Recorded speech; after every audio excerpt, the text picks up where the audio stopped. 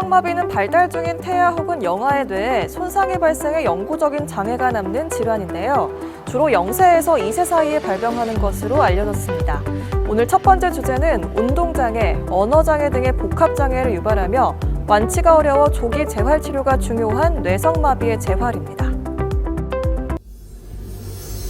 우리나라에서 뇌성마비의 유병률은 생존 출생아 1000명당 2~3명 정도인데요.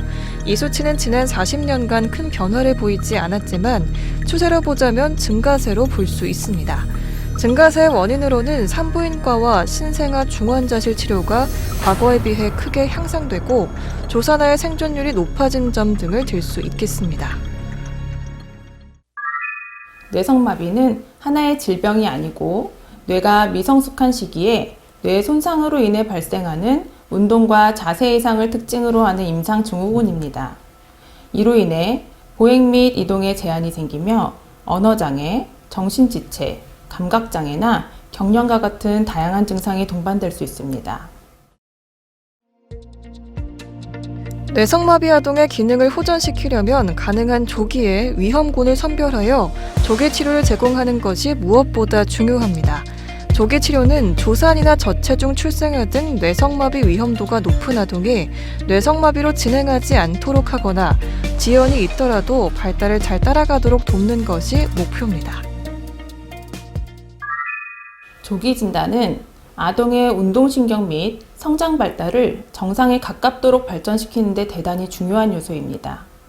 인간의 뇌는 출생 이후 계속 발달하는데 어릴수록 뇌가 발달할 능력이 높다고 할 수가 있고, 이러한 발달은 경험, 학습과 같은 환경적 요인에 의해 영향을 받습니다.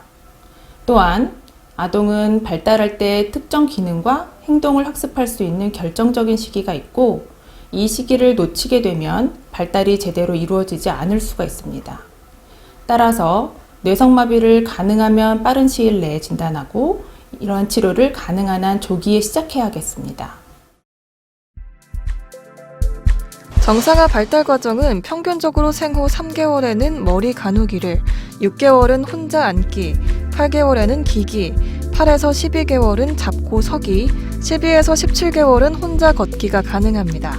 하지만 뇌성마비는 발달 과정의 시기가 늦어지는데요. 이와 함께 아동이 보행이 가능할 때 서 있는 자세, 걷는 자세와 뛰는 자세에서 차이를 느낄 수 있습니다.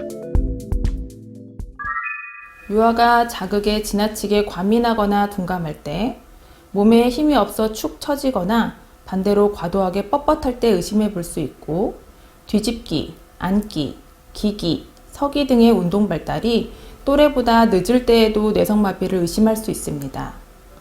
또한 비정상적인 움직임이나 자세를 보일 때 의심해 볼 수 있는데, 예를 들어 뒤집기를 할 때 목과 몸통을 활이 뒤로 휘듯이 뒤로 젖히는 경우, 길 때 팔다리를 교대로 움직이지 않고 토끼가 뛰는 것 같이 두 다리를 모아서 뛸 때, 그리고 1살 이전에 양손을 고루 사용하지 않고 주로 한쪽 손만 사용할 때, 그리고 항상 까치발을 서려고 하는 행동을 보일 때도 뇌성마비를 의심할 수 있습니다. 보호자들은 뇌성마비 어린이 치료의 목표와 계획 설정 과정에 밀접하게 관여하고 구체적 치료와 운동 프로그램에서 중요한 역할을 담당해야 하는데요.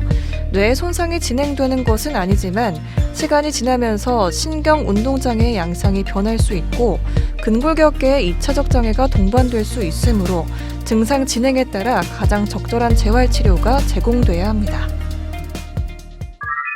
뇌성마비 아동은 다양한 임상 양상을 보이는 만큼 다양한 재활치료 방법들이 있습니다.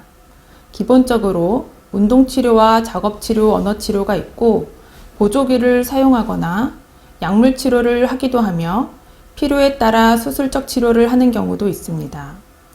운동치료는 자세 잡기와 근력 강화 운동, 그리고 관절 구축 예방을 위해 근육을 늘려주는 운동 등이 포함됩니다. 여기에 발달을 촉진하기 위한 보바스 신경 발달 치료 또는 보이스타 치료 방법 등을 시행합니다. 작업 치료는 주로 팔이나 손의 운동, 감각, 협응 기능을 호전시키기 위한 치료입니다. 도구를 사용하여 놀고 세수하기, 옷 입기 등 아동이 생활할 때 필요한 다양한 동작을 훈련합니다.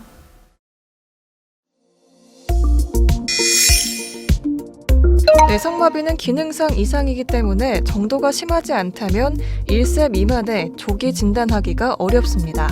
뇌성마비를 진단하기 위해서는 자세한 병력 청취와 함께 운동 발달의 지연, 비정상적인 운동 형태, 자세 이상, 근육 긴장도의 정상 여부 등을 살펴보고 원시, 병적, 자세 반사 등을 평가해야 하는데요. 이러한 면밀한 진찰은 뇌성마비의 진단에 필수적입니다. 뇌 자기공명 영상, 뇌파 검사 등은 명확한 병변의 부위, 정도, 원인을 파악하는 데 도움이 되는데요. 다만 이러한 검사를 시행하더라도 60에서 70% 정도에서만 비정상 소견이 발견됩니다. 따라서 전문의의 진찰이 중요합니다. 뇌성마비의 중증도를 경증, 중등도, 그리고 중증으로 나누었을 때 경증은 적극적인 치료 없이도 독립적인 보행 및 일상생활을 꾸려나갈 수 있습니다.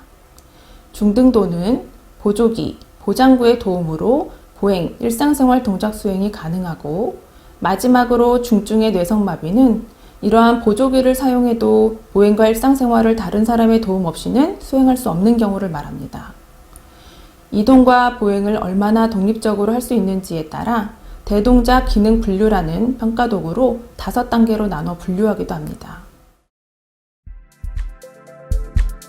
뇌성마비 아이의 경우 가장 큰 문제가 근육 긴장도의 증가입니다. 근육이 긴장되면 움직이는 것이 힘들고 힘들다 보니 근육을 덜 쓰게 되고 덜 쓰게 되니까 관절이 굳게 되면서 악순환이 되는 건데요. 이러한 근육 긴장을 해결해주기 위해서는 재활 외 다른 치료를 시행할 수 있습니다.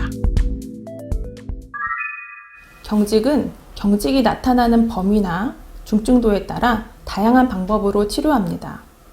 경직이 전신에 광범위하게 나타날 때는 근이완제 약물을 사용하지만 부작용으로 인지기능 저하와 졸림이 나타날 수 있기 때문에 필요한 경우에만 제한적으로 사용합니다. 경직이 부분적으로 있을 때는 보툴리늄 독소 주사를 보편적으로 많이 사용합니다. 이외에도 보조기를 처방하거나 석고 고정술을 사용하기도 하며 경직으로 인해 발생하는 2차적인 변형을 교정하기 위해 수술적 치료를 하기도 합니다. 많은 수의 뇌성마비 아동이 재활 보조기구를 통해 기능적 도움을 받고 있습니다. 보조기 사용은 비정상적인 근육 긴장도를 조절하여 기능을 향상하고 약한 근육을 보호하며 선택적인 관절 움직임을 도와주는데요. 다만 보조기의 종류와 적용 시점을 결정할 때는 아동의 나이, 운동 조절 능력의 정도, 사지 변형의 형태, 그리고 예후 등을 함께 고려해야 합니다. 보조기는 관절이 굳거나 변형이 생기는 것을 막아주고 약한 근육을 보호하며 필요한 관절 움직임을 도와주는 목적으로 사용됩니다. 주로 발이나 발목에서 일어나는 변형을 방지하고 보행에도 도움을 줄 수 있는 발목발 플라스틱 보조기나 맞춤 깔창이 흔히 처방되며 필요에 따라 상지 보조기 또는 체감 보조기들을 사용할 수 있습니다. 모든 보조기는 환아의 경직 정도나 나이 등 여러 가지 요소를 고려하여 전문의의 정확한 평가에 의해 환아에게 가장 적합한 종류를 선택하여 맞춤식으로 제작하고, 이렇게 제작된 보조기는 환아에게 또 잘 맞는지 검수해야 합니다. 여기서 잠깐! 잘못된 의학 상식을 바로잡아 건강도 지키고 상식도 키우는 Yes or No! 뇌성마비는 지적장애를 동반하나요? 반만 정답입니다. 뇌성마비 아동의 반 정도에서만 IQ 70 이하의 지적 장애가 동반됩니다. 잘못된 의학 상식 깨치기 Yes or No 2번째. 이세경 스스로 앉으면 보행 가능성이 높다는데 사실인가요? 네, 맞습니다. 뇌성마비 아동이 독립적인 보행이 가능할지, 또 언제부터 걸을 수 있을지는 부모님들의 가장 큰 관심사 중 하나입니다. 보행 가능성을 정확하게 예측하기는 어렵지만 일반적으로 2세 이전에 앉기가 가능하면 보행 가능성이 높고 4세경 앉지 못하거나 7세까지 걷지 못하면 보행 가능성이 낮다고 할 수 있습니다. 뇌성마비 재활에 있어서 간혹 보행 능력 획득만을 지나치게 강조하는 경우가 있습니다. 단기적 목표로 보행 등 특정한 기술을 습득하는 것이 중요할 수 있지만 치료의 궁극적인 목표는 뇌성마비 아동이 사회에서 최대한 독립적인 생활을 유지하는 것인 만큼 환자의 상태에 맞게 통합적인 치료가 진행될 수 있도록 해야겠습니다.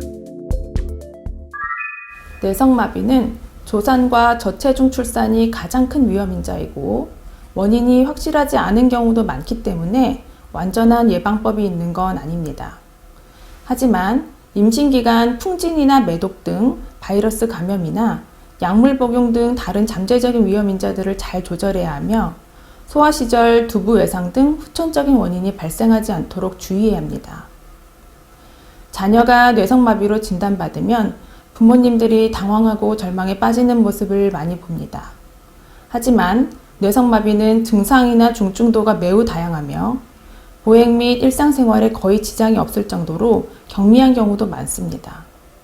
많은 뇌성마비 아동이 성장하면서 적절한 재활치료를 통해 스스로 걷고 교육도 받으며 독립적인 삶을 살아갑니다.